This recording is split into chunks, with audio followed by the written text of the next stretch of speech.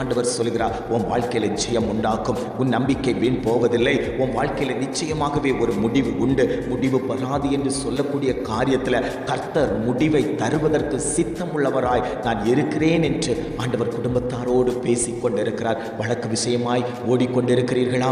வருடக்கணக்காய் இந்த வழக்கு ஓடிக்கொண்டிருக்கிறது.